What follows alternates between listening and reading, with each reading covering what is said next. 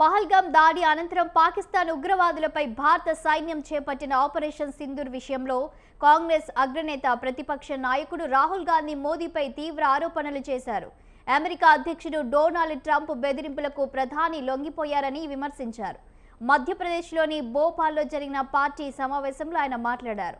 Operation Sindoor ప్రారంభం కాగానే మోదీకి ట్రంప్ ఫోన్ చేశారని ఆరోపించారు. మోదీజీ ఏం చేస్తున్నారని ట్రంప్ ఫోన్లో అడిగారని, నరేందర్ సరెండర్ అనగానే మోదీ కాల్పుల విరమణ ప్రకటించారన్నారు.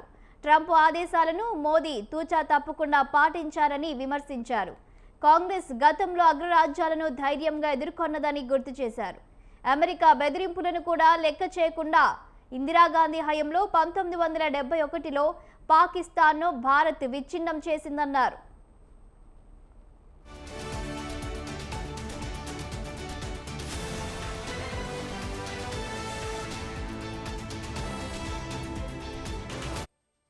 धक्का मारो, डर के भाग जाते। बीजेपी आरएसएस वालों को अब मैं अच्छी तरह जानता हूं। इन पर थोड़ा सा दबाव डालो, थोड़ा सा धक्का मारो, डर के भाग जाते हैं ये लोग। जैसे उधर से ट्रंप ने एक इशारा किया, फोन उठाया, कहा मोदी जी क्या कर रहे हो, नरेंद्र सरेंडर, और जी हजूर करके नरेंद्र मोदी जी ने ट्रंप के इशारे का पालन किया।